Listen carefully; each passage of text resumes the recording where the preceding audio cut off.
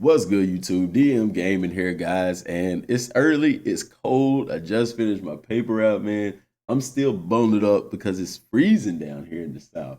But guys, today for Dragon Ball Z Kakarot, I want to discuss a little bit about skill trees, move set, and mostly training because that's what I feel like is the next major reveal for the game. Before we get into all that, guys, link is in the description box below if you want to get one of these eWin Racing gaming chairs. They're extremely comfortable. I love the heck out of mine.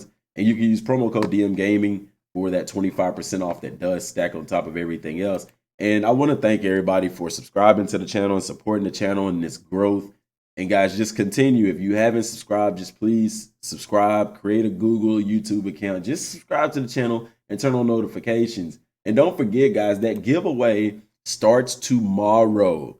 And the way that it's going to work is from November, I'm going to have a giveaway, December, and then upon release in January, we're going to have a giveaway as well. So it's going to basically run 3 months.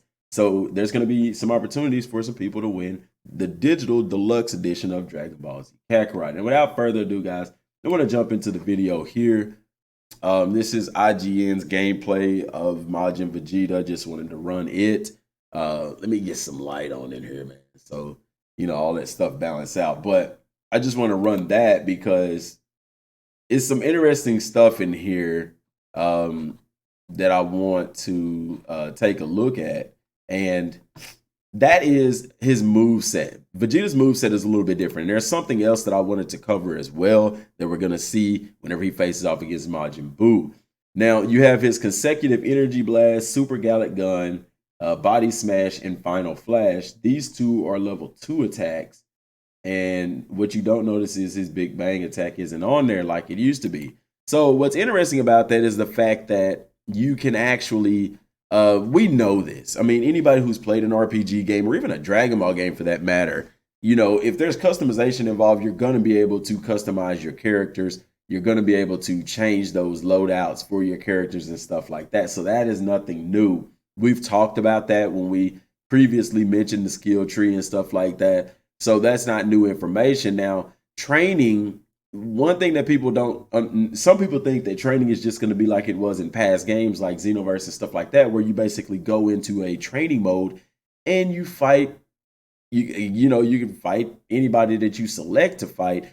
And it's more or less just getting you familiar with your character, their movesets and stuff like that. Training in Dragon Ball Z Kakarot is going to be different. It's going to be immersive. The best thing I could compare it to will probably be, of course, Legend of the Super Saiyan, probably Legacy of Goku. I'm sure they had a good training feature in that maybe, I don't ever hear anybody talking about it. But I'm thinking Ultimate Tenkaichi. If you remember that game, which really wasn't that good of a game, in my opinion, had a lot of potential, but wasn't fulfilled potential. Their training mode, after you've met or beat people in the game, you got access to their training menu in a sense. And what they would do with that training is you would get experience. For some people, you would also get skills and rewards and things of that nature. It wasn't just learning how to play the game. And that's what this training mode is going to be. I think it's going to be dialed up to about a 10 compared to that, though, because what you're going to be able to do, the purpose of training is just like the purpose of eating. And we speculated about this a while back when all they were talking about was eating. It seemed like eating was the only way to level up your character. And so we speculated and questioned as to what is the point of training.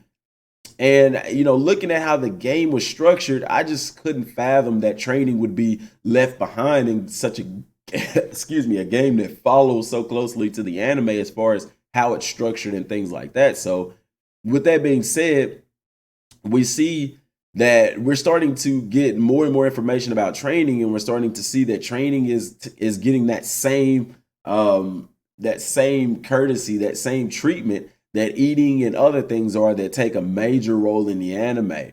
If you look in day before yesterday's video, where we talked about that new information, go check that video out and see where that's what's upcoming. The next upcoming information is going to be about leveling up your character, and they've already got eating on there. And they've already got fighting battles. What they don't have is the training grounds and stuff like that. That is the information that's going to be covered next. And in my opinion, it sounds like they're saving the best information for last, because training is going to be essential. You know, you see them flying around in open world or free roam, open sandbox, doing all this stuff, but you never see them training. We're going to get to see them training, because that is a huge part of not only the game, but also the anime. Now, what types of training? There's going to be different modes of training. We know this from the pre-order incentive that they're giving us, that where you're able to unlock Banyu for training, Banyu's training, or essentially what it is Banyu, because you're going to meet her in the original story. After you beat her, then they become available for training partners. And we speculated that a long time ago when it came into training, and that speculation turned into a correction, as a lot of the stuff that we speculate about in this game, because in my opinion, a lot of it is just predictable, because you already know the roadmap. You already know the type of work that they do and the detail in the game. And it's amazing that a lot of the stuff that we've talked about is actually in the game. So as far as training goes, there's going to be, or I would like to see, training that allows you to increase speed. I know Kenzaru talked about leveling up your character is going to increase their speed, but if you look at level 63 Majin Buu, and then you go back and look at Vegeta when he was in the Badlands outfit, it seemed like he moved faster in the Badlands, and he wasn't as high as level 63. If I'm not mistaken, he was in the 40s. But what's interesting about that is, what if in training you actually have training in your skill tree, or in your skill tree you have the ability to increase your speed and things like that? That would be really, really cool, because we do know that one of the most significant things about upgrading to, say, Super Saiyan or Super Saiyan 2 or 3 even, is that you get to increase your speed. Your speed increases. And that's something that's amazing. That's something that is really cool and very useful, and also looks very good. And we know that the characters all have different fighting styles. So being able to train and upgrade your character specifically to fit their playing style, that is, I mean, it's essence of an RPG. Anybody that's played RPGs knows these kinds of things, and know these kinds of things are in the game. Now, what I want to do, because we've already seen this, we saw this in the last video. I don't think this is the same gameplay. It might be. I'm going to fast forward to the Majin Buu fight, if it's even in here. I may be on the wrong gameplay. Yeah, I actually am on the wrong gameplay, guys. So give me a second here while I reintroduce myself. Now, give me a second here while I find the gameplay that I'm looking for. No, that should be the right one. That should be the right one. I'm looking for the Majin Vegeta gameplay. So give me a second here, guys, because there's something that I want to show y'all that was in there, that there's a lot of interesting things. It has to do with the picture, and I think this is it right here. So let's go to this. All right. And of course, they got to run an ad. Oh, my goodness. The video will play after the ad. I guess they're getting advertisement on my video, but whatever. Anyway, the Majin Vegeta gameplay. This is not sponsored by Elder Scrolls Online and Bethesda, but I have to digress. Okay, so this is what I wanted to show y'all. The Majin Vegeta right here, this gameplay. So this is something that people have been talking about for a while, and that is the transformation, the Super Saiyan and the revert. And people are asking the question, can you go Super Saiyan? He's already Majin Vegeta. He's already Super Saiyan. Well, yeah, and you notice that the revert button is grayed out. Now, he can push triangle and power up into technically Super Saiyan, but technically he's already there. Now, that doesn't happen. And you notice Vegeta doesn't have sparks around his body. Right now, he does there. And see, I mean, it does nothing. And if you turn on the audio, you can hear it. Like when he tries to do it, it doesn't do anything. I don't notice anything. If you notice anything, let me know down in the comment section down below. But I didn't notice anything there. Nothing happens when he does it as well. So you know, with characters like Majin Vegeta, you're not going to be able to transform. He's already transformed. But it's interesting to get that look into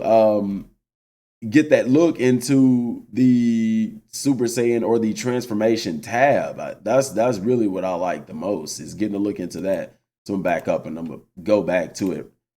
Okay, that was the assist right there, trying to get back to that.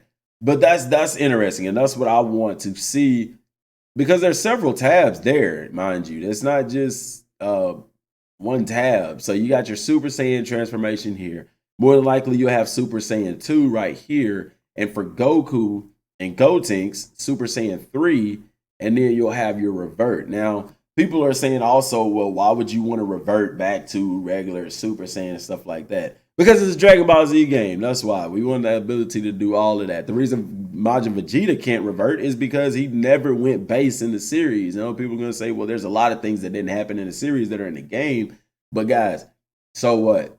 Get over it. But that's going to be real interesting to see what the transformations look like in game and things like that. I want to actually see how transformations work. Because here's one thing that we haven't really seen is that when you're playing the game, when you have Goku at Super Saiyan fighting Frieza, you have Gohan at Super Saiyan 2 and Majin Vegeta here fighting against Buu. These characters are already at those particular levels. So to keep with the story, they're staying at that level. Same thing will probably be when Goku's at Super Saiyan 3 fighting Kid Buu. Now, my question is, what happens when you're fighting or in training and you go Super Saiyan? Is there a limit to that transformation? I don't think there is. I think what happens is that the moves that you do are going to cost more stamina. So, for example, if I can get to him when he pulls up his move list. Nope, that's the Super Saiyan thing again. That's the same thing.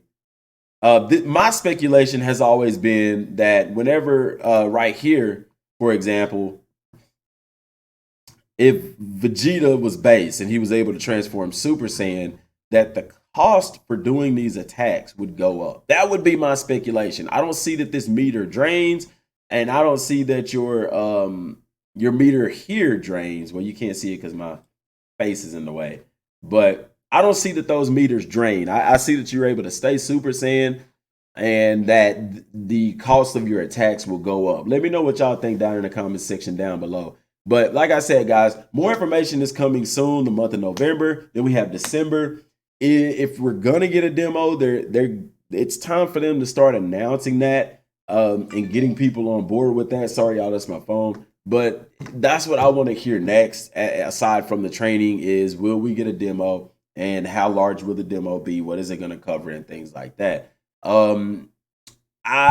don't know, y'all. I'm kind of on the fence about a demo. I want a demo, but at this point, they haven't mentioned one, so it's kind of hard to say if we'll get one or not. And if they do one, it may be after release. But it would benefit them, in my opinion, to do a demo because there's a lot of people still on the fence. And if you want to get those sales, those day one sales, you need to get this game in the hands of the people. But, you know, that's just my speculation. Like I said, I would like to have the demo just to be able to play with the game and get familiar with the controls before the game comes out. You see what I'm saying? But like I said, that's all, you know, here or there. But guys, let me know what y'all think about all the information we've talked about today in the comment section down below. Like I said, if you haven't subscribed to the channel already, please do that. Please help us reach 9,000 subscribers. That's all I have for right now, y'all. Till next time, thanks for watching. Peace.